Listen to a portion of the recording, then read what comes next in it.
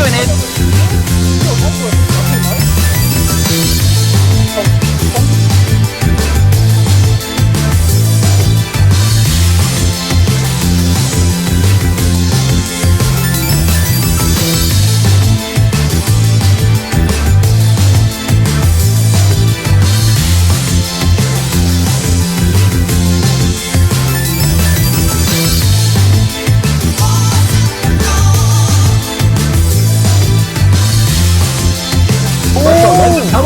Is he gonna get the kill? He is gonna get the kill. Same player. Getting that regen and then going into damage. He's working out. Every time Ruby's in a bad spot, he gets caught up by the silence cut.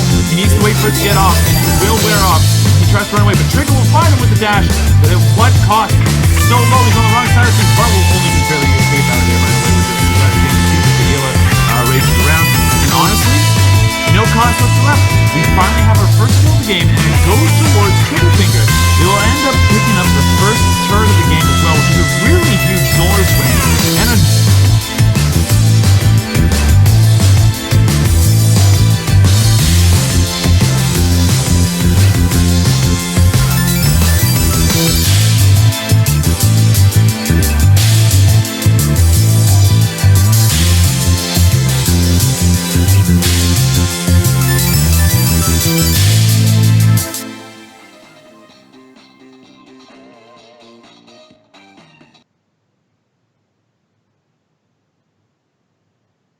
Hello everybody, and welcome to the Awesomenauts Rumble May Gathers Finals.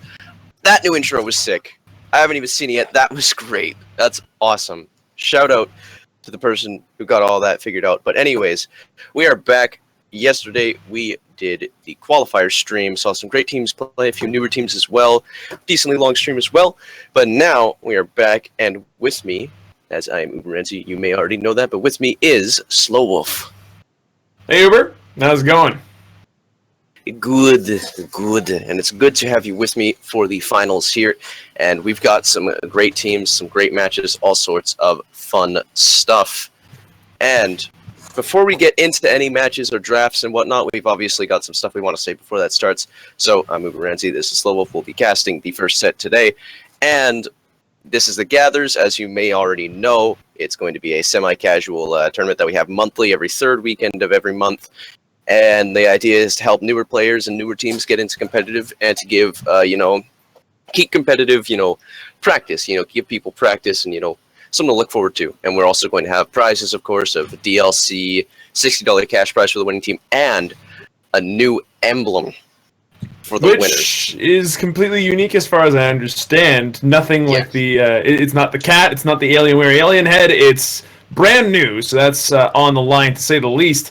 Now, outside of bragging rights, there are obviously some prizes, Uber, which is pretty exciting.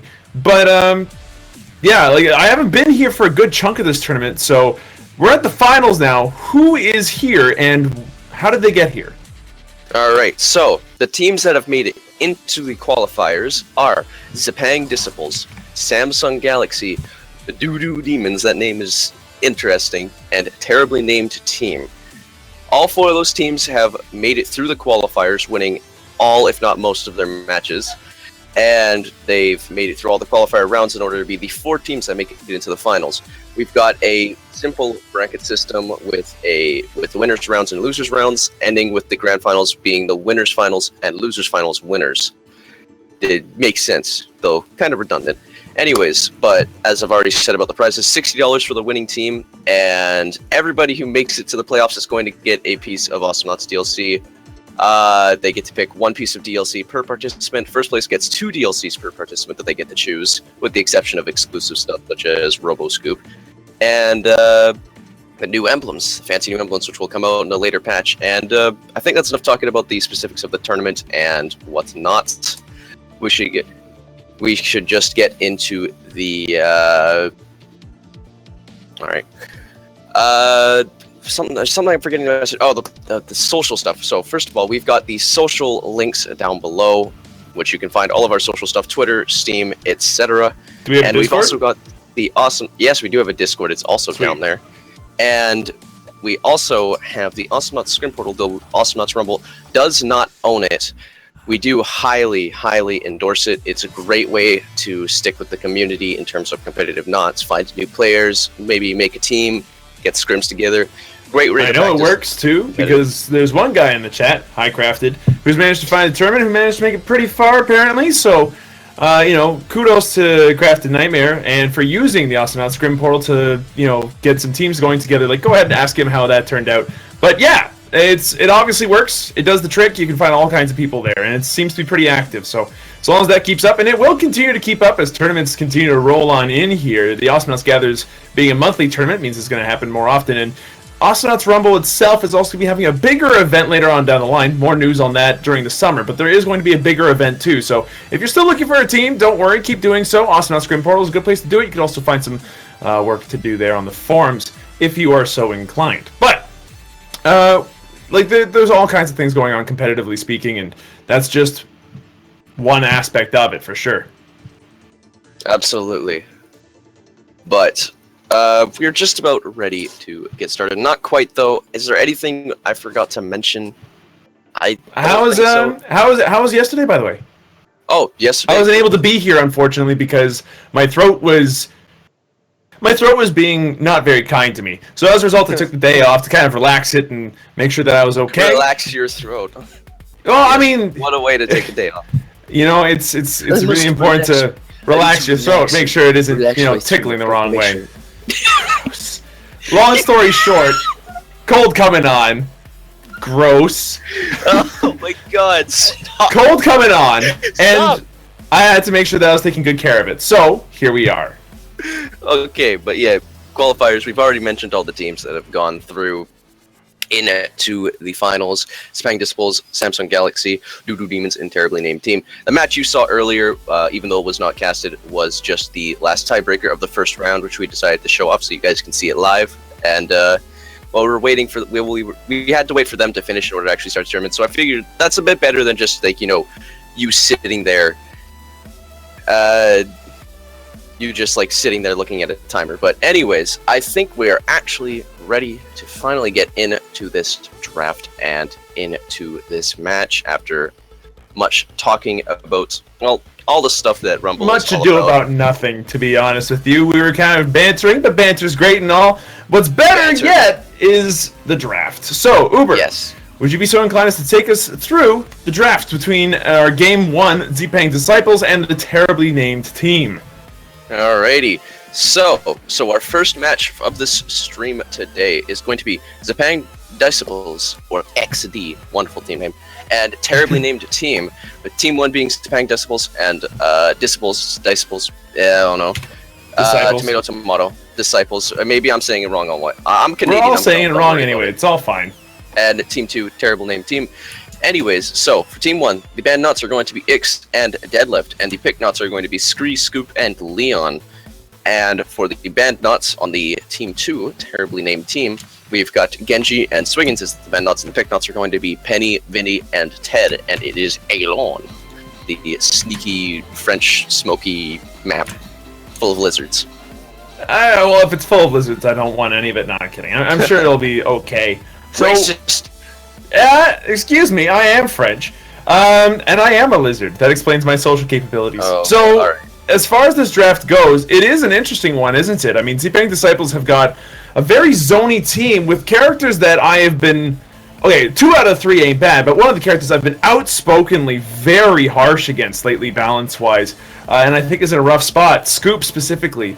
On the Terribly Named Team, it's a far more classic kind of combination. You got a double dash backed by a third. The third in this case not being tanky or very supporty, but a very different kind of burst, able to sit back and push very hard, whereas Vinny's maybe a little bit lacking on that front. So I find it a bit more well-rounded. If you had to pick a team, who do you think would end up winning in this particular case? Well, Team TNT is... Well, their team has a lot of damage. That's terrifying. They've got the double dash comp, they've got Gun Penny and Ted for push, they've got Vinny doing like 1200 damage with double dive, and that is so much damage. Well, XiPang Disciples, what are words, okay? But XiPang Disciples, they've got the Scree, Scoop, and Leon, which is honestly just, in general, not as strong of a team comp. Though it could still work because Scree has pulled some miracles on this show. Nobody thinks Scree is a good pick sometimes. And then it's just like, oh, hey, here's a triple kill against everybody, including 2 tanks because of double saw blade, max damage, haha. Mm-hmm. And then Scree's burst Leon, is actually really impressive in a big AoE. I agree on that front. But I'm still looking at this Scoop, and I'm worried, Uber. What do you make of this Scoop? The Scoop, he's not that strong of a pick of a character. Whoa, my monitor just shut off. That was weird. But Scoop is not that strong of a character right now, but he does still have that ranged, low, like, mid-duration, snare, which is just really nice for just catching people out. It's so simple, and because of that, he's just been too potent. Plus, he's got his own self-healing, which used to do insane damage, but not so much anymore. Decent auto-attack, lots of lifesteal, and he's not too bad in terms of mobility for a tank. He's not slow, but he doesn't have anything really special going for him. I mean, his hammer does help him escape, though. But I think Terribly Named Team does have a quite the stronger comp, but if, like, XiPang Disciples plays plays the long game, and gets that nice area control with Scree, and they can just get like the insane triple with Sawblade and make some magic happen. Then,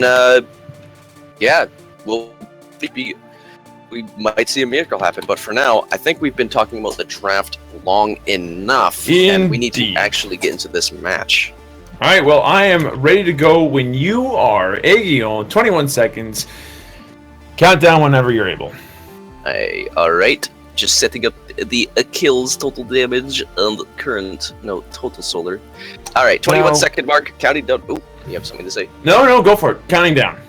Because it's live, we want to be in as soon as possible. Alrighty, counting down for 21 seconds, counting from 3, going at go. 3, 2, 1, to go. And we are on Aegion here. It is live. We are as close to live as we can get anyway. On the red team, you have Body Hunter playing your Scoop. You've got Scree being played by Paolo, and you got Mr. Manager playing the Leon. On the blue team, Yas is going to be playing your Ted. You got Vinny being played by Trigga, and finally, YOLO going to be playing your Penny Fox. They're just waiting for the gates to open, and the gates are open. The hounds have been unleashed, or as they say back in the colloquial 1990s, who let the dogs out? I'm hip, I'm cool. So, as things go out of the gate here, we have Banner the Triple Scoop being picked up by, Scoop. We got Sawblade Damage and Silence being picked up by the Scree and the Leon, respectively. We got the gun being picked up by YOLO first thing, Silence, and then Stun Grenades for Ted. So, strong openings, very aggressive out of the red team, and a much more safer passive starting barrage of items for the blue team here as things start off already. Where do you see these builds going, specifically for the Scoop? Is he going to continue for this damagey kind of build, or will he go into something a little bit different? We'll see with time. Manager taking a lot of damage. Oh, but the Sleeper Sawblade comes out of nowhere, deals with Jas. Just so much damage on Scree Sawblade. Very clean pickoff. Yeah, that was a very really clean good. pickoff. See, that is Scree working his magic. But we've got, I'm actually a little surprised with the Gun Penny right out of the gate and the Silence Dive, which is... Silence Dive is really good, and against this team it can be quite effective as well. You'll be able to see Leon when he's invis, the invis in general. It'll stop that, like if you're chasing Scree, it'll stop that Sawblade from hitting you when you try to retreat if you hit him with that Spike Dive. But normally you see double damage come right out, like banking a bag full of goldfish or something, but it is still a very worthwhile upgrade, and usually you see something like Starstorm Statue, or maybe some more sustain on Penny right out of the gate, Zurian Mechanic, that kind of thing. But though Gun Penny right away, they might just be committing to like having a ton of push if they can get a kill or two, which makes a lot of sense, and that's definitely a good upgrade. But something that's going to stop that a lot is going to be the insane beefiness that Scoop is going to have with Snow Shovel, and then double Sawblade damage on Scree. That's a lot of damage already. That thing is already going to be doing about 310 damage on return and hit initially, so that's 600 damage already, plus the actual tick damage from the Saw. Airstrike's going to come out, not going to hit anything. And these builds are pretty basic so far. Tongue into Binding is not going to be able to do very much there. Body Hunter's going to walk out without much of a scratch. Invis gets contested. Body Hunter's going to be able to pick it up, but again, oh wait, there's a pounce. It comes in, Mr. Manager, very low. Red team comes in to try to support. Will be able to shove the blue team off for a moment, and that will end that skirmish for now. Both teams just kind of going back to normal. Blue still looking for their first kill of the game here, but are showing potential for it. I mean, they might have been first blooded, but they are by no means all that far behind. So this is something that they can easily just, like, they're pretty much still on very even footing here between these two teams. Absolutely. And blue team, like, they've got so much push, it's kind of terrifying. Once Penny picks up, like, Starstorm statue, throwing up the pull's going to do about 300 damage to Mr. Manager. Going in anyways with the pull, trying to get Jess, or takes a lot of damage to the face for it, but now Jess is going to have to fall back and treat potentially YOLO as well. Well, we've got Trigger just kind of doing whatever, rotating between the lanes, leaving the creeps for YOLO so he can get his gun back. And here comes Paulo, going to get the nice pounce. There's the dive. Isn't actually going to hit him, but he's going to go down anyways with the help of Ted and auto attack from Trigger. With Manager taking a lot of damage from the airstrike shotgun combo. 1-2. And he's going to live to see another day, clearly, and gonna have to fall back because now it's just Leon and Scoop. They're not the worst at defending because you got two bodies at the turret, but the blue team just decides to get some easy chip onto this tower, especially with Ted having the invis. He can just throw an airstrike below the tower, and it's not going to be much they could do. There's the silence. There's the airstrike. Going to do a lot of damage to Bounty Hunter, and even with the healing, he's going to be wounded and going to have to wait for some creeps or maybe go back. But he does have that snow shovel, so I don't think that's going to be much of an issue for him. Just has to throw it at some droids, and easy peasy lemon squeezy, full health once again. And Trigger going to take a lot of damage there. There's the slow and the pull, but that's the problem. Leon really needs a lot of upgrades to be able to do that insane damage. Like, you know, he doesn't have like 400 damage out of the gate like someone like Coco, Penny, Vinny. Speaking of which, Vinny gonna go in. There's the airstrike coming out, but YOLO is gonna go down. Paulo is super low health, and now Jazz is as well. Trigger's just stuck in the cloud. He's gonna get the sick dive. Can he pick up the kill body hunter? No, he doesn't want to take the risk. There's the hammer coming out to assist his escape. The airstrike's gonna come out, not gonna hit anything though. It's just too late in order to get anything done. But Trigger having almost full health again, and Paulo just doing whatever at that top turret there. We got Jess taking the creeps as well. Red team just trying to get control of that top lane. There's the invis. Body Hunter's going to grab it as well. Invis, scoop hammer, nothing to mess with. If he gets a nice hammer on Trigger or YOLO, they'll be able to just collapse on them and get an easy frag. But, oh, Body Hunter's going to get caught out immediately. It doesn't matter. He can't do anything. And he's going to go down to the claw after taking all the brunt of, like, every bit of blue team's burst. And now they're just going to be able to push quite nicely, or at least get some area control back and help counter the red team's push that they've been getting. Jask just going to eat a saw blade to the face there for his troubles, though. Airstrike going to cover YOLO, and Trigger going to get some creeps and, well, pretty much do whatever. And red team just trying to clear this bottom lane. Not too much crazy stuff happening. And we see Cookie Monster badge coming out from Penny as well. Manager going to eat that airstrike as well. So what do you think about Penny just going straight auto attack push, like with Gun Penny? Very safe. It's honestly a very strong build, although it's going to have to wait for a second as Paulo picks up another easy kill with the saw blade pullback damage. That is something that you have to be very careful of when you're pushing into a scree. Do not let that happen to yourself. But as a Ted, it's hard not to let that happen. He's very slow and doesn't have any ability to move, honestly. He's not known for dancing. He can barely walk. When it comes to Gun Penny, I find that Tongue, not going to turn into anything else. Gun Penny is very safe, but it also works incredibly well because of the ability to hit in a small AoE and push that way.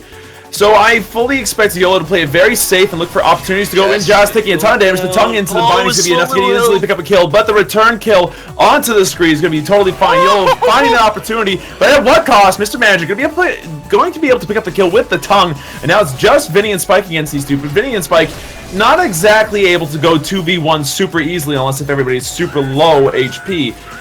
Will not be able to find much to do here other than dash, clear a lane, that kind of thing. It's not going to be able to avoid the huge amount of damage that's going on, but it's not going to be enough to keep him alive. He went to the 2D, but at what cost? Yes. The double kill coming out by Yas.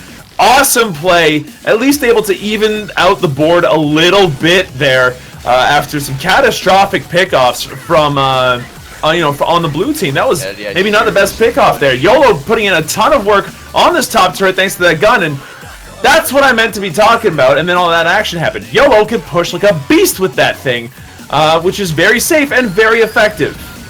Yeah. What do you think about all of that just happened? A lot of people died, and Ted was the reason for a lot of it. Getting that nice double kill and retaliation to the red team, just getting a little too greedy on that turret. Ted just goes in with the airstrike and shotgun. The absolute man just getting so much damage. Like, you get 500 damage for that airstrike. He's got double Starstorm and a stage auto attack damage, doing 300 damage per shell exactly with that shotgun. It's just too much damage to withstand. That's 800 damage, and all you gotta do is right click and left click once. And it's really just it's an easy combo to land this set as well. You just airstrike. If you hit the airstrike, you hit him with a shotgun shell, you hit him with another one, and another one, and another one, and they're probably going to die. And that's usually just how you play Ted. That's the secret to mastering Ted. And Manager having the invis, you're going to get the pull on Trigger, and going to do a good chunk of damage. Trigger's going to go back in with the dive, though. Body Hunter going to get the pulse, going to take a little bit of damage from that Manager. In a bit of a pickle, but there's a slow Saw Blade doing a ton of damage. Everybody on the blue team is so hurt. Jazz is going to be able to barely get out, as well as YOLO pouncing away. Body Hunter wanting to get greedy and look for that kill, but he's not going to be able to, and the pull is going to miss Trigger from Manager there. So that's just Trigger versus the world, but now his teammates are back on the top lane, but the top tower might go down. Doesn't look like it. It's got about 3 bars left, so it's weak, but it's still up for a little bit. It's not just going to take an auto attack, so I have to take it down. All this damage coming up for the blue team. Body Hunter and Apollo super hurt. Manager's going to be able to hit that jump pad and get out of all of that chaos. But that pulse, the pounce, the pulse, the dive, everything that just came out there, Ted's machine gun doing a ton of damage. Just a pull on Trigger. Manager going to take a lot of damage. He's silenced. He's not going to get hit by that pulse, though. Pulse just moves too slow to catch up to Leon falling through all those platforms there. And, well, Apollo and Body Hunter stand on the bottom lane while Leon goes and buys upgrades and does whatever. And blue team trying to get some ground on this top lane here. Not really too crazy going on, but it looks like Manager might be fishing for an initiation. Is he going to find it? He's going to find it on YOLO, but not really going to be able to do anything. And there's the invis. But the airstrike and Penny going in one pound to get to a lot of damage there. That was a lot of good work for a second. It's a little difficult to kill Scoop all in one go, though. I mean, he does have a reasonable HP pool. It's just maybe a little bit less than a clunk, so he won't survive everything. Out comes the Saw Blade. The pullback is really good. Trigger is going to end up going down. Body Hunter now looking for another kill. Could not quite find it. Puts out the hammer. It's going to end up missing YOLO, but, well, at least not hitting for anything significant. Regardless, a good pickoff here for the red team as they continue to show off that their team is, in fact, quite good at ganking. With the banner of the triple scoop being picked up all 3 ranks, Body Hunter's bindings effectively does about 500 damage, a little bit shy of that. Despite that, though, blue team has a much better push between YOLO and everything else. So all they need is one really good team fight, and they can easily bring this to a win. Although it's going to be hard to do when Mr. Manager pulls you in with a tongue and brings you down into, the 6 feet under club. Not a fun club to be a part of. Blue team suffering another death here. It's now 8-5 in favor of the red team as they start to finally push forward. Something that, with enough ground, they could actually do, but it's still proving very difficult for them. Why do you think that is? Well, we see Screen getting the auto attack damage. That's going to help push and kill that tower, but they haven't been having too much trouble getting the push, I mean, as we see there. But they need to get the kill because Ted is just really good at defending. Ted is amazing at defending. He just is. If he has airstrike and shotgun, everything pierces. Airstrike will hit everything. Shotgun will hit everything. You can get grenades that has an AoE. He's really good at just stopping people from pushing. He's got that stun pack in order to interrupt anything from tornadoes to charges, and it's kind of hard for people to get past that. He's going to at least destroy your droid wave, and you could try to body against Ted, but if you do that, you'll just end up eating 80 damage per shot machine gun bullets or 400 damage shotgun shell. Trigger going to eat at bindings in the face, looks like Jazz as well. Trigger going to get pulled, he's going to take a ton of damage, going to get taken out by the hammer from Boldy Hunter, and Manager going to be clearing these droids. We've got Jazz just hanging out on this bottom lane. There's the airstrike. It's not going to hit Body Hunter, though.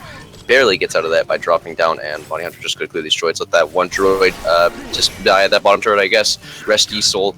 And Paulo and Manager hanging out on the top turret. There's the airstrike. Not going to hit anything, though. And now Paulo can get a nice totem here and maybe block him off. Instead, he's going to do about 700 damage with that Saw Blade and the slow from Alien Hula Girl. 15% slow. That is very potent once you get both stages as well, being 30%. And he'll also have that slow on auto attack as well.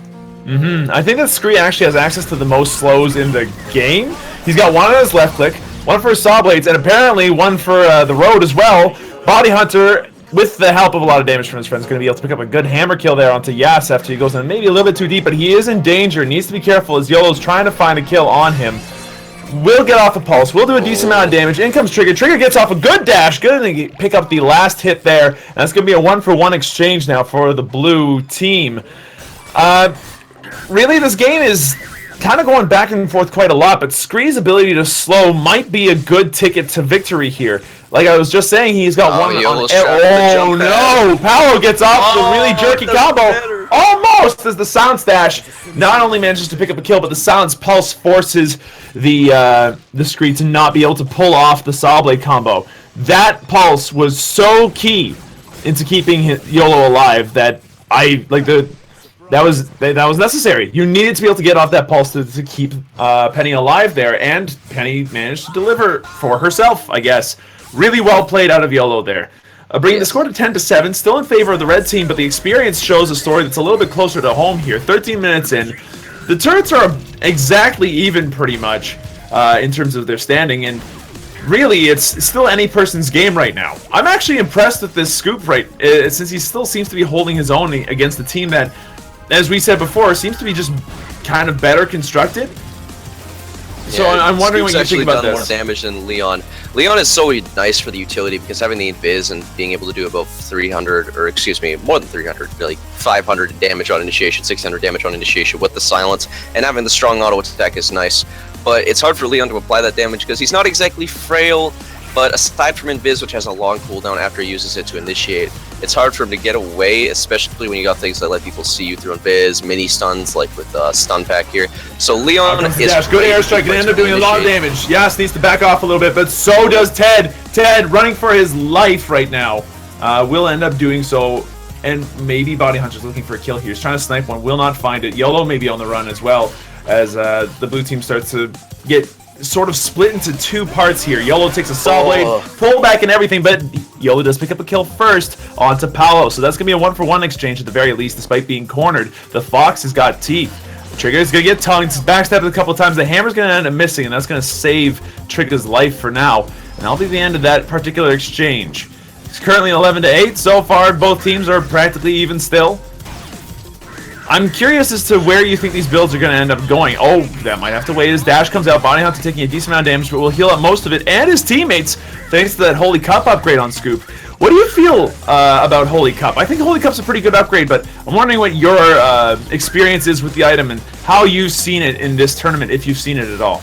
I haven't really seen, I don't think I've actually seen it in this tournament at all, just because Scoop wasn't picked, but I have seen it in competitive, and it is a good upgrade. Just that heal, it's kind of like, you know, a mini little heal on Monarch Blessing that's cheaper, and it's already like kind of, it just expands your ability to be a little more useful to your teammates. And with the Milk of Righteousness, he's going to get a nice chunk of healing for his teammates if they stay in that circle. About 300, 400 health once he gets that fully upgraded. Trigger is going to take a lot of damage from that, and the Backstab Blade. But YOLO just kind of hanging out on this top lane, throwing out the gun penny shots, 162 damage per shot, which is pretty crazy. And, well, we just see some rotating around and whatnot. He has not opted to go for the extra charge on auto attack, but he might still go for that. YOLO's going to get pulled by Leon, but he's going to be able to pounce away. The sub blade going to come out, deal with those droids, and the airstrike going to be a whip as well. And so far, looking for builds. Scoop is going for a bit of, he's going for damage. He's pretty much just making all his upgrades have quality, or all his abilities have quality. He's got a quality hammer with range, damage, and healing, rather than going for something like cooldown. But he's not going to go for snare duration. He's actually got the invis right now, so he might try to get something done. He's just going to throw out the auto attack swing and the hammer, both of which I believe miss. So, or Body Hunter. But now he's on this bottom lane with Apollo and Manager just kind of doing whatever, trying to bait out the abilities, which he's going to do. But now Body Hunter's in a terrible spot, jumping right into all of that death, but Ted's going to take a ton of damage in retaliation. And Body Hunter's able to back off and teleport out. Same with the blue team. Just that little skirmish, it just like is terrifying because it's just good teams like that. They just like right click you all at the same time. Just all that burst just comes out immediately, and it's just like, oh, I have 2 bars of health. I better run away.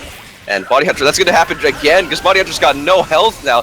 Just health just gets evaporated, but Jazz as well, no health. And here's Paulo with the auto attack doing 100 damage. The shotgun shells are not going to be enough to keep him away. And now YOLO getting auto attacked. If he eats a saw blade, he could be dead. The hammer's going to miss. Manager going to eat a pulse for his troubles as well. And Body Hunter going to get that nice healing, 400 health for his teammates. And does that include droids? Does that also heal droids? I actually don't know if that heals droids. If it heals droids, then it actually is a really good upgrade. Yeah, all allies. It might end up healing droids. What I do know is that it does heal your friends, and so it's worth it for that alone. But if it heals droids as well, that is... No, it doesn't. No, it does not. It does not. Okay, that's fair. I saw it heal droids. I think it healed Leon's clone, though, so that's a really weird interaction. Well, yeah, it makes some sense. I mean, Voltar can heal that with his heal bot. He used to be able to left-click heal it, but I'm not sure if that's a thing anymore.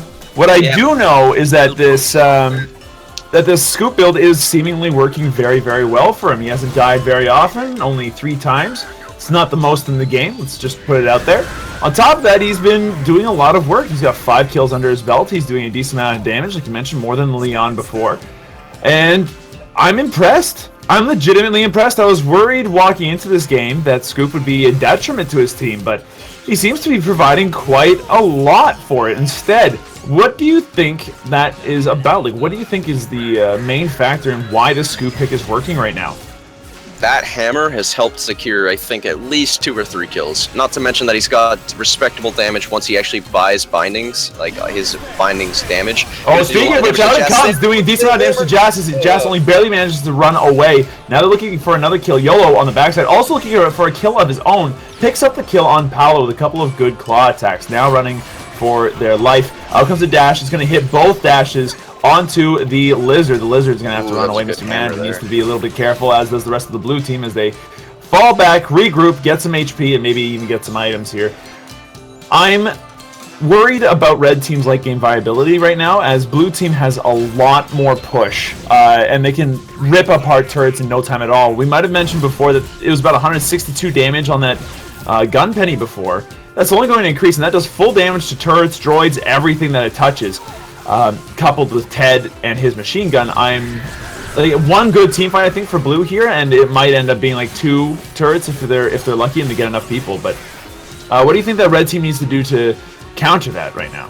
Well, we see Leon going for the ultimate push build with Clone Leon, which is really, it's just going to help them give that little bit of extra push. Nice hammer on Trigger, that saw blade, boom, done, and Trigger gonna go down. Nothing. Yeah, I'm gonna say that was a cut below what Trigger wanted to do. This bottom turret ends up going down, easy peasy. The hammer. Oh, that was incredible. Are they gonna win the game right here? YOLO's clear is too good though. Gun Penny is just insane. He's got that pulse damage as well. Penny is just too strong, just doing so much damage with Gun Penny, and on top of the auto attack, you've got the pulse that just does like 500, 600 damage, easy peasy, and it's quite easy to land as well. But we got the split push coming out from the red team. YOLO gonna throw those auto attacks, just trying to clear both lanes, but that's still a lot of damage coming out onto that bottom tower. Gonna do about half its health of damage, a little less than that. But I'm just waiting for Penny to get that second stage of pulse damage and Greyman group badge, which gives you 5 charges. Her auto attack is going to do 200 damage per shot, guaranteed. Once she buys that upgrade, if she decides to. And don't go ahead. Sorry, my bad. And the pulse damage is just going to make it do like 700 damage plus the amp damage. That is going to make pushing just too dangerous. They will just walk over turrets. It's going to take them like maybe 10 seconds of consistent pushing to kill that turret, maybe 8 even. They have to win one of these team fights first, as that's proving to be a bit difficult. Tongue into Sawblade seems to be a winning combination right now, and I'm curious as to what they need to do to counter that. Is it just like a good initiation out of Ted and Vinny, landing a good silence dash airstrike, Ted McPayne stun pack combo together, or if out comes a decent amount of damage, Trigger taking the Sawblade, the pullback not going to happen fast enough to be able to get the kill there, and blue team will be able to get out scot-free. So what does the blue team need to do to start winning a team fight? Because that's the only ticket that they need to do in order to take this game back. Oh, there's the second stage of pulse damage too, and we're actually seeing Stimpak automatically reloads your shotgun, which is a solid upgrade. Usually I don't try to buy too many upgrades on Stimpak, but that's just my own personal thing, and I mostly play Ubs as Ted anyway, so whatever, take that as you will.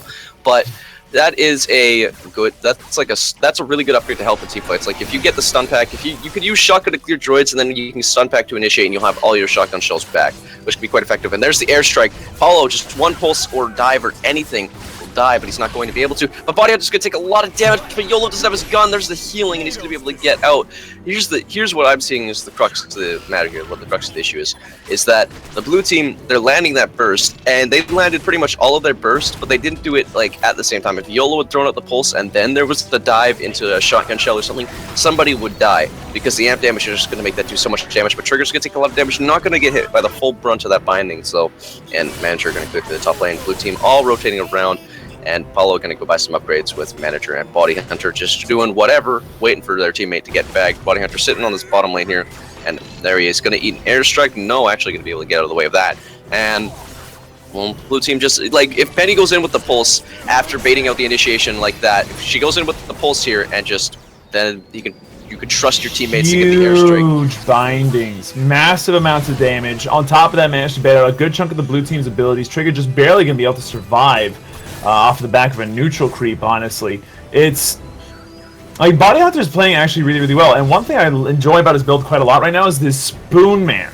Like, out of all the things to help your bindings damage, like right there and then with Mr. Manager's help picking up the kill onto YOLO, that does increase the damage of bindings. So that ends up being a pretty important factor in making sure that these kills happen. Yas taking a bunch of damage, Trigger also in the wrong spot at the wrong time. The pullback doesn't happen at exactly the right time to be able to get the kill.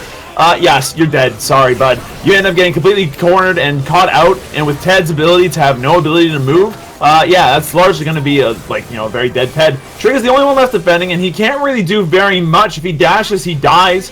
So, he's just sitting there using his bubble gun, which has actually 0 upgrades into it, so it's base damage, base attack speed, base everything, as base as base gets, and YOLO now finally back able to start putting out some damage. Trigger going to help to chase off people there at the core, but it's at 3 bars already. This top turret already also done as well. I'm pretty sure that Red would have to make a colossal mistake to lose this right now. I'm pretty sure, and that colossal mistake would be losing a team fight and getting wiped, because then the blue team wins. It doesn't matter how much health that top turret has, they would win off of that, I'm pretty sure, unless the respawns were just short enough that the red team could all get back at the same time and catch them off guard. But I don't see that happening, because the red team is full of smart players. They're not going to go and do that unless they make a grievous mistake, or the blue team makes an amazing play. But we'll see here. There's the clone. They've actually got to watch out for all these clones, because they'll just run into the base and kill it in like 2 seconds if they're not careful. So it's kind of stressful for them that those clones are getting taken out by Ted quite effectively and efficiently. But we got the blue team just clearing all these droids. They're scared as all hell. Red team is just kind of toying with them at this point. Jas is going to go in with the shotgun and the stun pack. Going to eat the brunt of the bindings. The airstrike's going to come out. He's going to go down though, but the red team is all very hurt. Just one dive or anything will get the kill. Paulo might go down as well. He's going to go down, but he's going to take Trigger with him, with Manager assisting with that final hit with the pull. With that base at 1 bar, the clone is just going to kill it. YOLO's just trying to fight Manager, but he's going to go down to the auto attack after the pull. Nothing he can do, and no amount of guns will save you from that. And that's going to be the victory of the first match of this set and the first match of the stream. It's going to go to Team XiPang Disciples. Very commanding game out of XiPang here. The XiPang Disciples had a very strong game comp, and they managed to make it work from start to finish. Constant tongues into saw blades, bindings and hammers always helping out. And anytime that the blue team tried to do anything in terms of a team fight, they would go super hard onto the scoop and then maybe kill him. Being able to waste effectively a huge chunk of cooldowns from the blue team and still maybe have the teammate that they all initiated on alive is massive, and I think that won them far more team fights than the blue team were expecting here. Yeah, I agree definitely. Like, Scoop is he's not that strong because he doesn't have as much damage, and his hammer is just not as effective with the healing, but it's still really good. His bindings is slightly less effective, but it's still really good. He's still a good character. It's just that he's not really in his the glory days now. But this proves that you can make him work. Like Scoop, Scree, and Leon against a team like this, who thought they would win? I'm sure some people were like, oh, well, I thought they would win. But it's still just the blue team had a great comp, but with Scoop just absorbing all of that damage like a sponge. Spongy ice cream, I guess. Sponge ice cream. I think part of that also has to do with the amount of damage that the other 2 members of the red team were doing. There's no doubt that Body Hunter did his fair share. Scoop did a decent amount of work, but at the same time, when your 2 partners are a Scree, who's, at least I think nowadays people are beginning to realize that the amount of damage that character does with the Saw Blade is actually insane. And then couple that with Leon's ability to tongue from range, silence them, and still do a lot of sword damage. Yeah, I think that Scoop and then double high DPS is a rather viable comp. Particularly when one of your teammates, in this case Scree, is able to slow with not 1, not 2, but 3 different abilities based off of what you need. So being able to keep people in place for Scoop to actually do some stuff and maybe help, and it helps the Leon as well. I think honestly the red team's comp was actually just really well constructed from the top down. Lots of thought went into making sure that all the characters worked well together, that the upgrades were chosen with care. I'm actually super impressed by the drafting process here. What do you think the blue team needs to keep in mind when drafting against these guys next game? Don't sleep on the Scree pick. Paulo has done some work with Scree, and you can see that from the previous gathers and previous events that he's participated in. He has done some work with him. He has made some crazy plays like that. There was that one, I think it was the last gathers, the one crazy triple kill he got with Sawblade, just completely turned around a team fight where they were running away for their life and in a 2v3, and then he just kills everybody with 1 Sawblade. Scree is insane.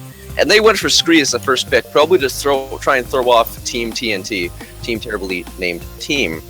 And like that, they just threw them off. It's like, what, Scree first pick? And they banned Ix? Huh. And, well, they just worked off of that. They thought about what team they wanted, and this team worked fabulously. And Paulo was putting in so much work and damage with the Saw Blade. Really well played by the red team here, by XiPang, Disciples, and just great match. But I'd say we are done with this match. We've got another match in this set, being a best of 3, and we'll be back with the next match after a short break. Stay tuned.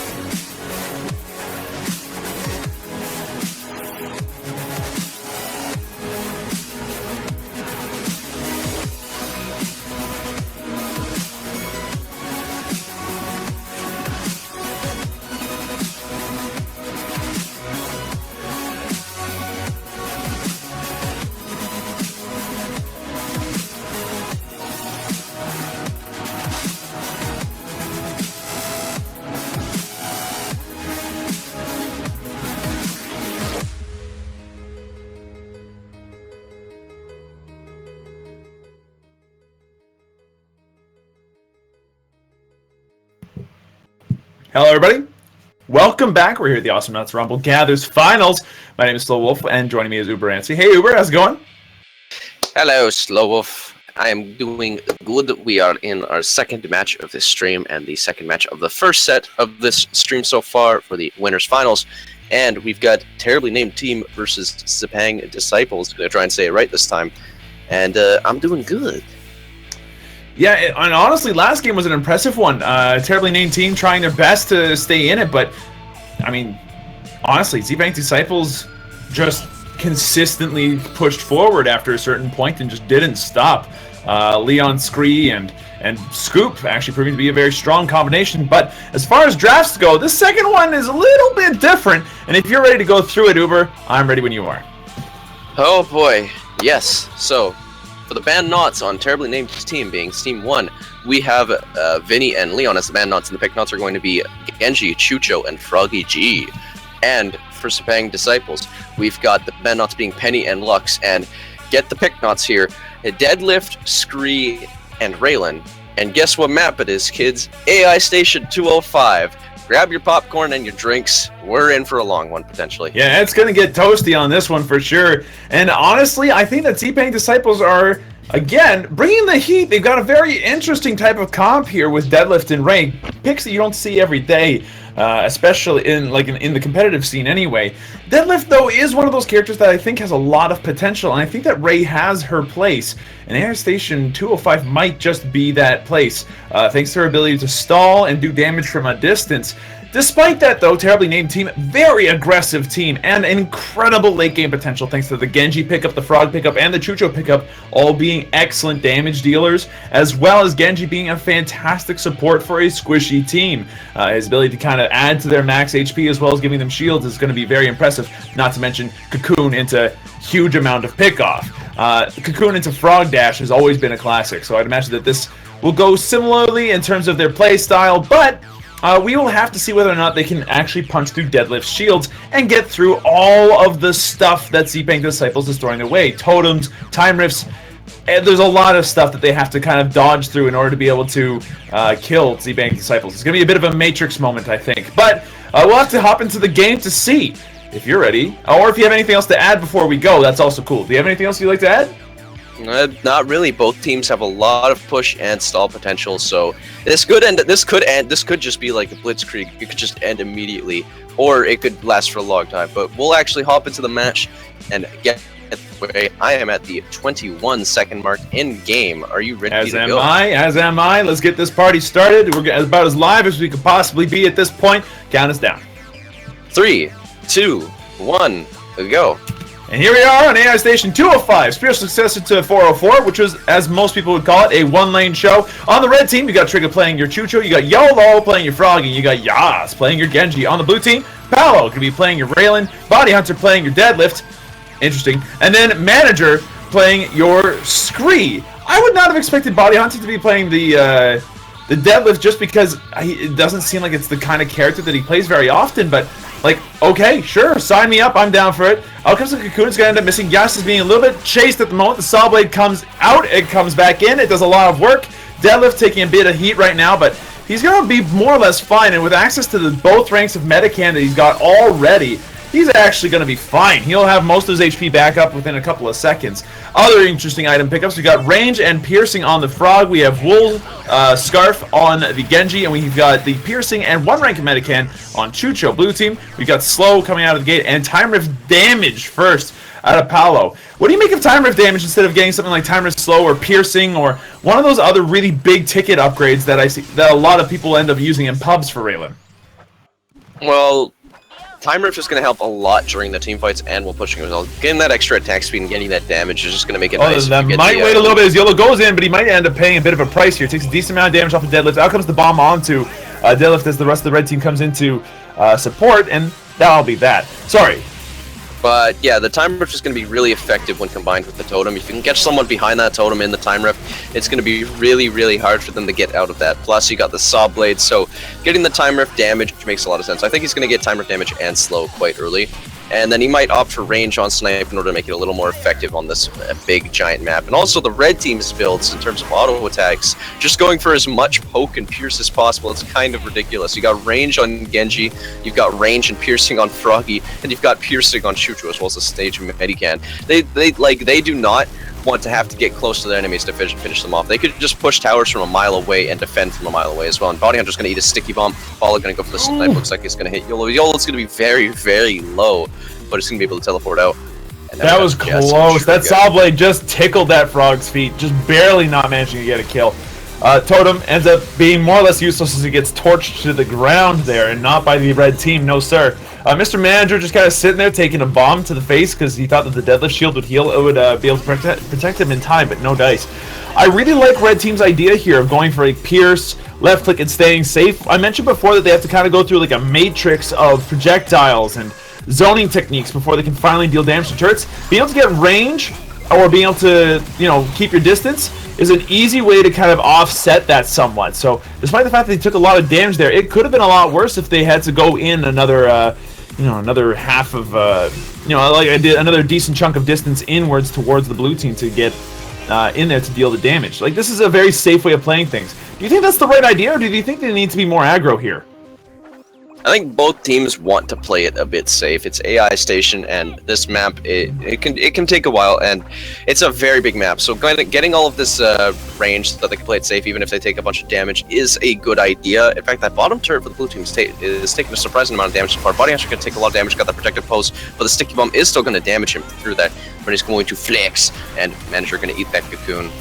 And we got Deadlift teleporting away, going to get more shield health for his protective post shield, and XD Apollo going to be pushing this tower a bit. Not really going to go for the snipe, not going to hit anything except for those droids, and just going to be clearing and doing his job. He's got that height on Time Rift as well, so that Time Rift is going to be kind of a pain in the butt to deal with. Bounty Hunter going to get caught in that cocoon, going to eat a sticky bomb, and YOLO's going to pick up the kill on Manager while I'm looking at something completely different. Wow. But now he's in a bad spot. Very good kill. Dash right through though. And Trigger taking a lot of damage, but the cocoon is going to save Trigger's life. Bounty Hunter got that sticky bomb on him. Gonna take a bit of damage from that. Oh, that was so unfortunate. So many people on the red team incredibly low. Paolo just unable to get the snipe damage necessary to get the kill there. But despite the signs of life coming out of the blue team, that's a very convincing first blood coming out for the red team here. They're thinking that maybe this game could be theirs. Some more damage upgrades being picked up in the form of some direct damage upgrades, the Genji being able to pick up plastic praying beads, and some indirect damage upgrades, blackmail being picked up here by the Chucho to more reliably land his sticky bomb here, even if there's a cocoon that goes out. So I'm curious to see what else the Genji decides to do now he's got his ability to farm safely from a distance all sorted.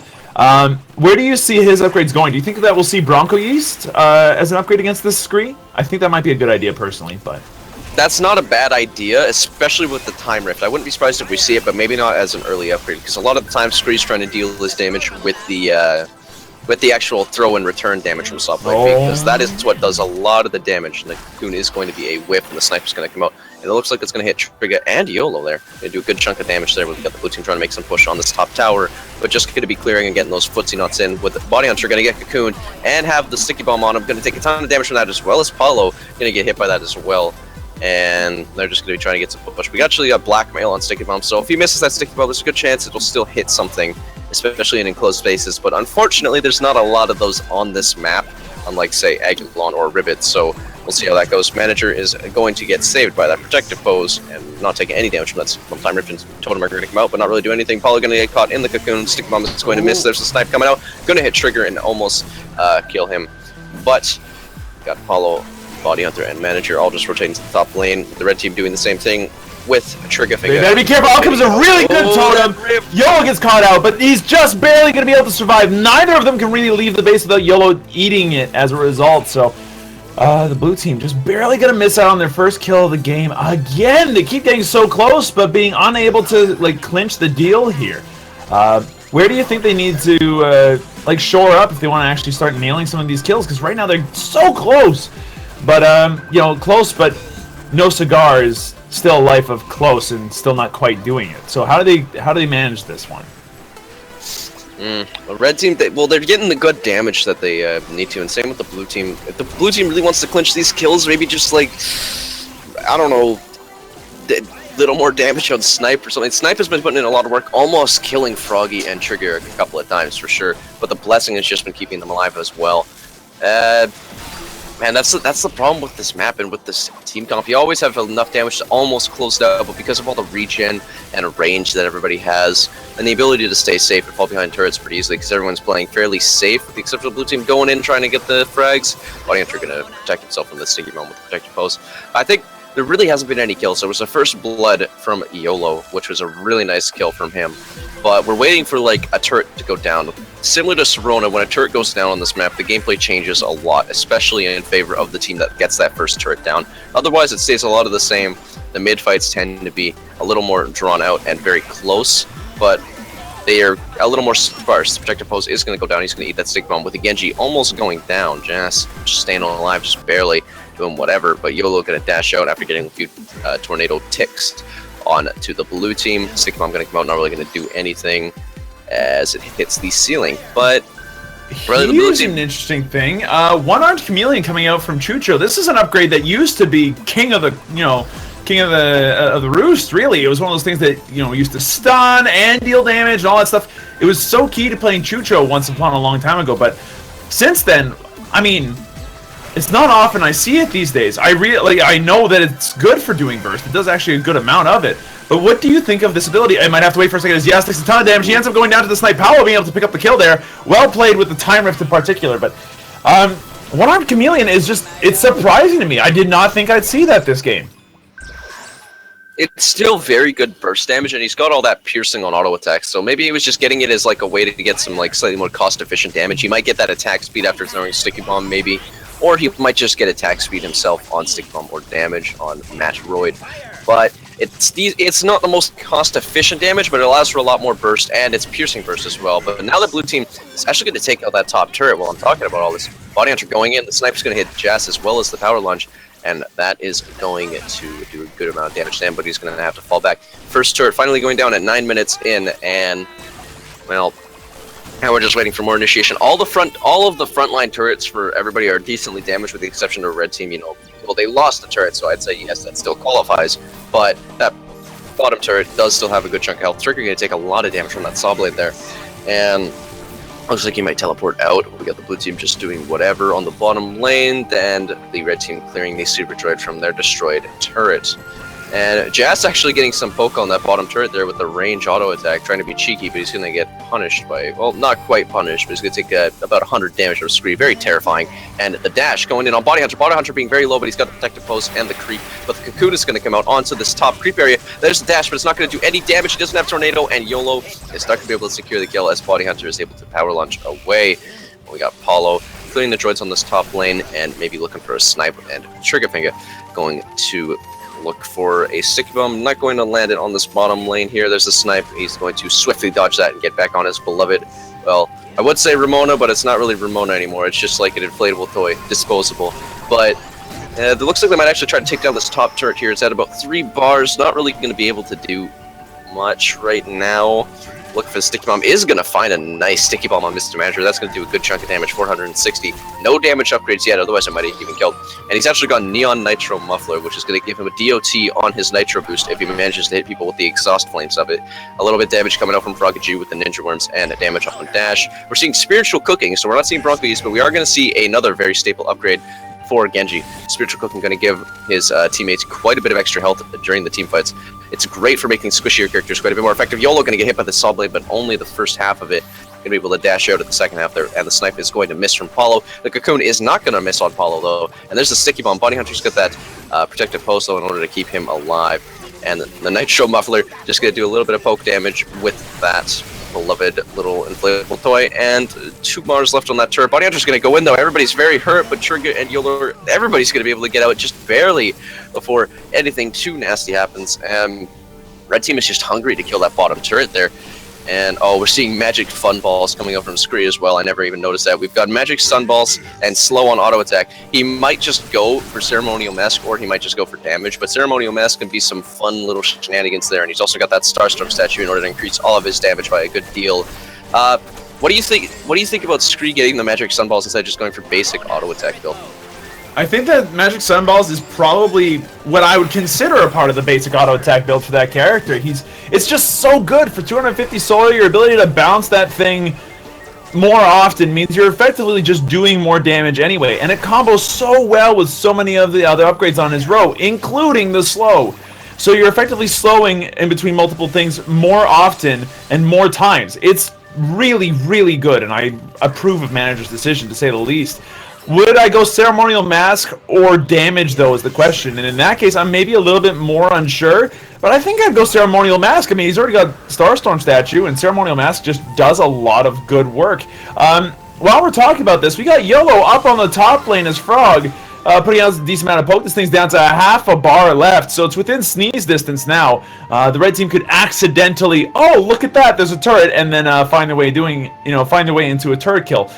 But despite that, the blue team are still looking like they're in a good spot in terms of their turrets and their capabilities of push. Wow, Paolo getting the snipe off there onto Frog for he almost kills YOLO there. Yeah, almost. But no dice quite yet. Raylan's still looking for an opportunity. Frog will not go down easily. Deadlift is going to be able to eat a bomb, no problem, and just walk it off. Like, currently the teams are just poking each other and testing each other. YOLO just barely going to be able to escape the fury of things here, but yeah, we're just waiting right now for Deadlift to effectively sink his fists into something really meaty right now.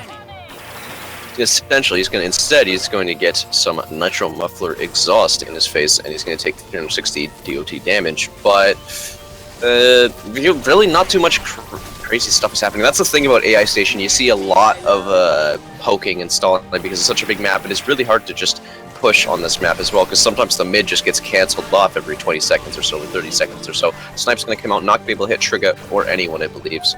Or it seems, it believes. But YOLO's going to go down because he doesn't believe. He's going to go down to that launch from Bounty Hunter. Finally, another kill is going to happen to the blue team here, giving them one up so far, with YOLO going to take about 50 seconds to drop. They're going to be able to do a good chunk of damage to this bottom tower here. Blue team has some really solid push, but the cocoon is going to land on Paulo. Bounty Hunter's not going to be able to eat it with that protective pose. And Trigger going to take a ton of damage from that snipe. Manager going to take a ton as well from that sticky bomb. That turret is not even showing up on the mini-map because it's got so little health. And it just needs anything. Paulo's just got to go in with one auto attack, but he's so scared of getting cocooned or anything. And now YOLO going to have to be careful as well. Just hanging on the top lane. He is back and he has recovered from all of his mortal injuries. And we're seeing a lot more upgrades come out now. We've got ornamented pipe, which means we've got extra height on totem. And looks like that bottom tower, both towers for the blue team is going to go down. Bounty Hunter picks up a nice frag on Jazz onto the Genji there. YOLO going to the Magic Sunballs and the slow going to do a bunch of poking there, and Paulo going to finally take out that tower. But going to need a sticky bomb for his troubles. And before all that chaos happened and another turret went down, I was going to talk about some of the builds for people just got out. We've got that second stage of attack speed on timer, going to do a lot more damage now with that. Base damage on power launch, and we've got height on totem, which can allow for some fun shenanigans. And it'll also block off like the lanes entirely. There's going to be no way to get over those totems now. That's really important too, considering that the Frog and the Chucho are both capable of dodging the totem if it's not tall enough. But in this case, I mean, it is, so I expect to see HP and slow probably coming out for totem, although I wouldn't be surprised to see knockback either. Genji, I'm really loving the idea that he went for the spiritual cooking here. Every one of those upgrades ends up being effectively like picking up an extra rank of pills for Frog and for Chucho, who are characters with low HP, so the 13% increase to their HP off of pills is an expensive and not very effective expenditure of solar in a situation like this now.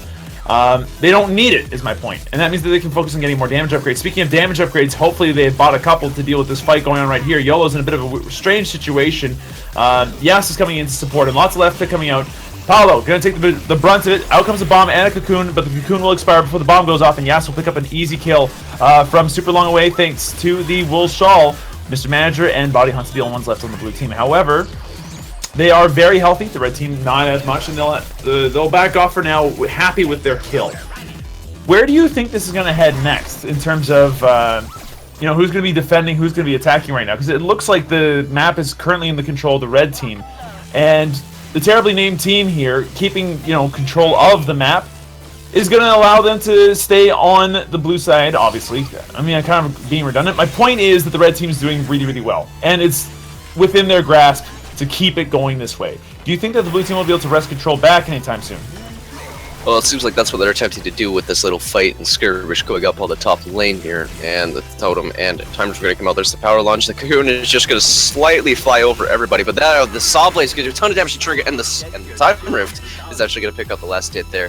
A bit further away, skeptical, but that's the problem with the replays. YOLO going to be very low in this creep area up here, going to be able to grab a health pack today. He's trying to teleport out. He's just looking for the cheeky dash. He's got cooldown dash. He's just waiting. He'll just dash away like so. Going to teleport over there in that area of the lane on the blue side and teleport back to base.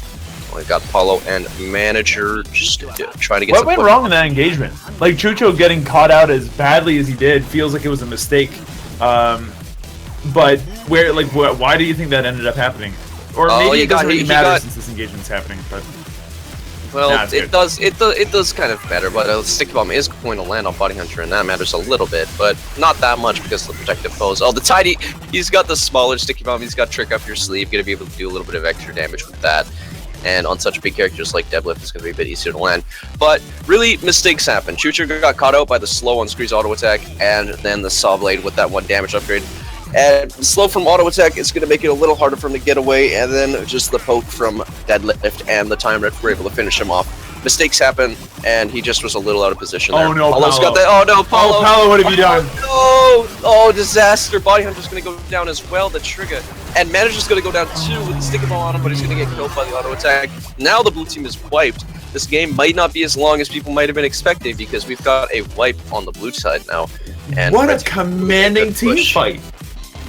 Yeah, that was incredibly well played. Where do you think the blue team ended up going wrong there in that case? Did they just overstay their welcome and then step on the wrong mini-bomb, or?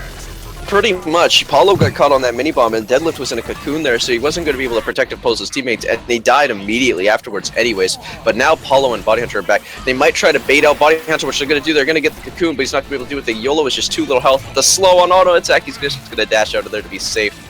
And Jazz and Trigger are going to be heading out onto this creep area. It looks like they might try to teleport back, and now Trigger by his lonesome. Going to do a lot of damage to Body Hunter though, but the protective post is going to nullify the sticky bomb though.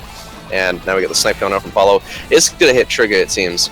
He's got that double damage on snipe, no range though. He's gone for iron rifle and no range yet. He's actually got droid on time rift, so you're seeing a lot of upgrades that you don't actually see in competitive a lot, but droid on time rift can be quite the effective little pushing tool, as well as just being annoying because it actually has a collision box. Like, it will collide with people who are in your time rift and it can keep them stuck in it for quite a bit longer. So droid on time rift is actually quite effective, not just as a pushing tool. Trigger going to take a lot of damage from the body hunter lunge, and Jazz going to take even more, but the cocoon as YOLO picks up the kill on Paulo, and now Jazz is going to get out alive and a 1 for nothing, but now he's so low and he's still staying in. But YOLO just kind of running away here. There's a health back in mid there, but I don't think he sees it yet. He's going to go for the creeps instead. And now does he see it? YOLO, the health pack is right there, but he's going to go in anyways. It's not full health, and Body Hunter just doing whatever. And going to go for the lunge. Not actually going to hit anything, though, putting that on cooldown as well as the protective pose.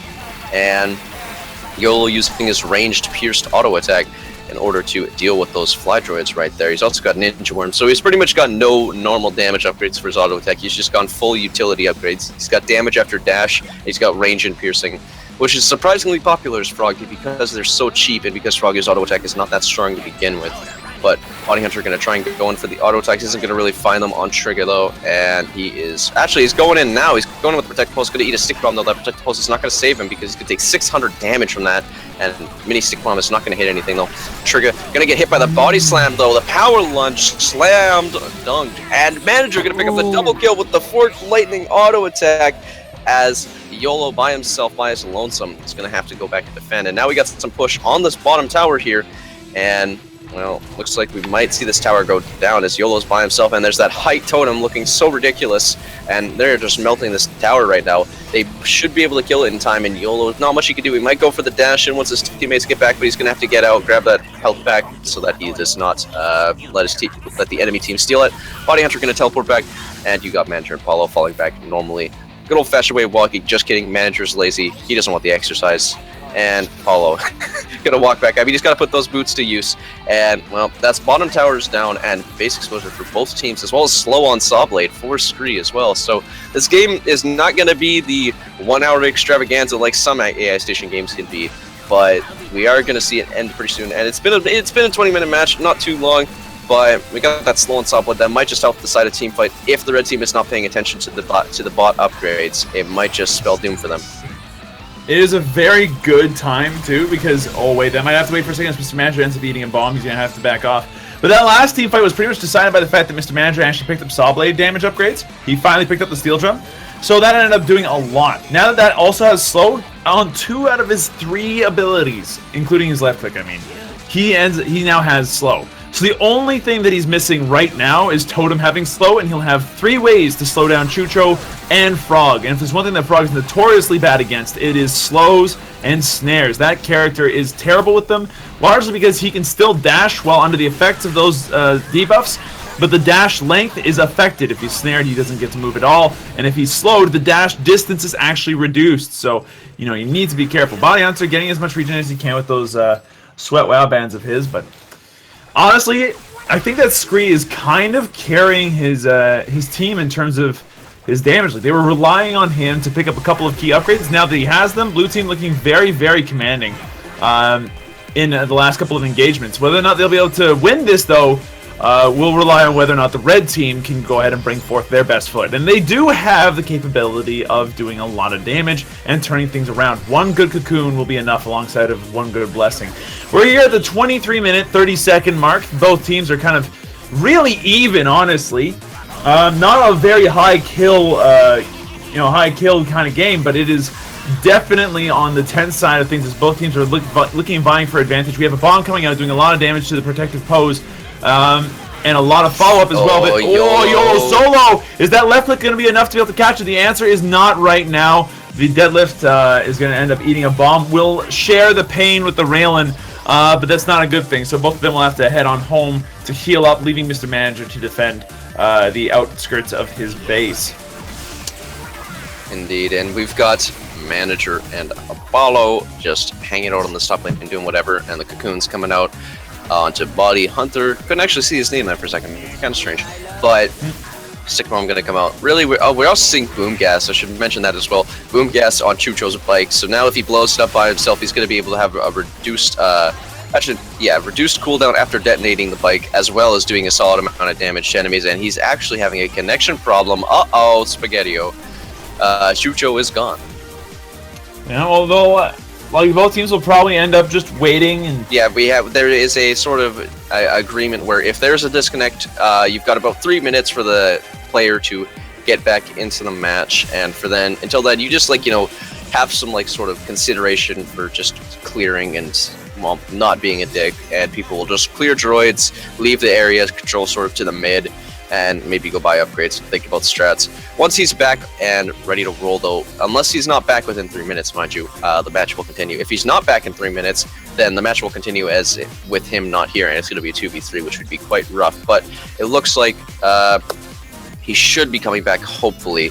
But for now, we've got some time to talk about builds as well. We got the auto attack damage on Deadlift and Raylan, so that's going to help a lot with their pushing, as well as just being able to have that nice poke in general with that piercing auto attack as well. And what do you think so far about Raylan not having range on snipe? It's an interesting idea in that, honestly, what else would you pick up? I mean, range is, I think, going to eventually be picked up, but because of the proximity of the fights and how often Ray is, far away from people, which is to say not often at all. In fact, most of the time the fights end up happening in close quarters. Range might not be the most necessary thing to pick up here.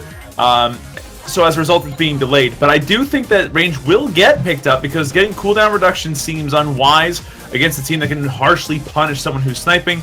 I also think that going for any other upgrade at this point is either useless in the case of flashy glasses, which will actually actively hurt you, or going for blind, which will just annoy rather than do anything effective. As we have a little bit of a dance party here in the middle. We just have to remind ourselves that when this happens, good manners helps a lot with making friends, and I mean everybody here knows each other, so. Yeah, pretty much. We've got the flex off with Froggy and Deadlift here. I think Deadlift the fly droids. I don't think. The fly droids are going to ruin that, but we've got a couple minutes here. They can refuse to start for as long as they want to, until it's like, you know, like, okay, the person is not coming back. But generally, like, as a common rule, it's 3 minutes, and if it's just taking too long, then you can continue the match as normal. And, well, I'm hoping that we don't have anything like a sort of unconditional win here, because this match has been going on for a while, and it's been kind of a fun watch. And, well, it could be potentially the last match if XiPang Disciples can't pick the win, but we'll see how it goes, as we're still waiting for Trigger to get back, which is kind of worrying here. It's been about 2.5 minutes here, so, I mean... Well, at the rate this is going, honestly, there's a high chance that Trigger doesn't come back. If that's the case, it is going to be a 3v2, and this 3v2 is not... I mean, it's not impossible for them to win a fight. I mean, Froggy does do a lot of damage. Genji does do a lot of damage. Genji can help support the Froggy, but it's going to be really, really tough for them to actually be able to pull this off, and it seems like, you know, it's going to end up being a 3v2 at this rate. That's disappointing. What do you think, like, now that we have a bit of an underdog situation here, what do you think the red team needs to do to really pull this together? I mean, the one thing that they're lacking the most right now is push. That's what they were relying on the Chucho for, was turret and core damage. As it stands right now, they are easier to wipe. They have a harder time making, you know, pressing advantages whenever they get the chance. And I mean, what's YOLO doing? Is he gonna break the gentleman's agreement? Is he gonna backdoor right now? Is it gonna happen? No, I don't think so. He's just dancing with the professional tournament. We're seeing range picked up on sniping finally, as well as auto attack damage. But this is very unconventional, and, well, not what's to be expected in this tournament. But, well, there's not much we can do with a disconnect. They might just suck it up and go for the 3v2 with the auto attacks coming out, and I don't think Body Hunter will appreciate that later on. But it's a tickle. It's a tickle. It's an electric, painful tickle.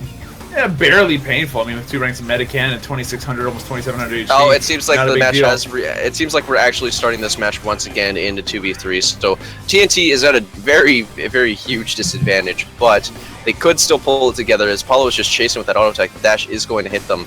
But the snipe's going to come out, not going to hit Jess or YOLO there. And now they're pushed back into the base. It's a 2v3 here. And if Trigger does not come back or does not plan on trying to rejoin at all, then we're going to have some, well, issues for TNT. And they're going to be at a huge disadvantage. They could just try and get 1 kill and then bum rush the base while it's equal. But blue team is instead going to they're going to play it safe, take their time. It looks like they're going to try and push this top tower here and try to take this match, because if Team XiPang Disciples wins this match here, 2 versus 3 or not, they're going to win this set and move on to the next round of this tournament. And they're just doing a lot of core damage here. The Cocoon is going to come out. It's going to be a miss though. So blue team, although I'm sure they don't feel too good about this win, it looks like it will go in their favor. But YOLO's going to go in with the dash. There's Paulo with the snipe, not going to hit anything. There's the tweeter bomb, but he's not going to be able to hit anything. Body Hunter being very low. If YOLO goes down, that's it for the game. Most likely, he is going to go down. You got Jazz with the poking range auto attack that pierces through everything, but Body Hunter and Paulo doing so much damage to this core. There's a Cocoon, but there's not much that can be done. 3 bars, soon to be 2. Saw Blade and Time Rip. Nothing Jazz could do. It's going to be GG for Team XiPang Disciples. An unfortunate turn of events, but depressing. There's not. It really is, but there's not much we could do, and unfortunately, we have to. Well, the show must go on, and we have more matches to stream. But hey. The match was proper 3v3. It was a good match, but a fairly long one, 30 minutes in, even with the disconnect. And, well, they put in a good effort, but unfortunately the technical difficulties just made that win unreachable. And although I do like what YOLO tried to pull there, he tried to pull the ultimate 2v3, just like the ultimate comeback play, and he tried to go for the tweeter bomb on Paulo and Body Hunter. If he had hit it, if he had actually hit the tweeter bomb, he probably would have killed Body Hunter and potentially Paulo with it, and he could have gone for the dash and get the poking auto attack to finish everyone off. And then they could have won the game, another issue with that is they might have not won the game because AI Station is huge. Look at the size of the map on the mini-map as well. It's just too big of a map in order to really, if you get a wipe from your base, it's like, okay, let's clear the droids and push their base. And then by the time you reach their base, they're already dropping or they're already respawned.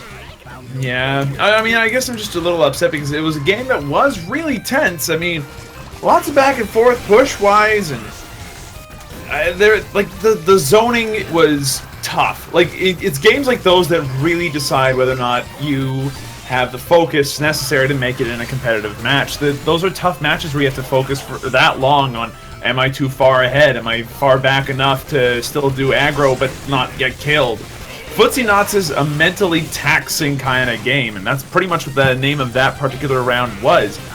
I'm upset that it ended the way that it did. And I'm going to be honest with you, it's a shame that Trigger couldn't reconnect. But you know what? It happens. And still, despite that fact, I think that XiPang Disciples are still very much worthy of going on. I mean, they showed in the first game that they were very strong, very well played kind of team. They've got lots of coordination and they work well together. And although terribly named team obviously was showing the same, it's I think this is okay, and that it could have gone this way regardless. So. My condolences to Triggerfinger, honestly, in that case. That's got to be really, really frustrating. I have Trigger on my friends list, so I saw him reconnecting a solid, 10 times. He was really trying to get back in this match. I feel kind of bad for him, so shoutouts to Triggerfinger, but well played by both teams, and good job on Team XiPang Disciples for making it into the next round.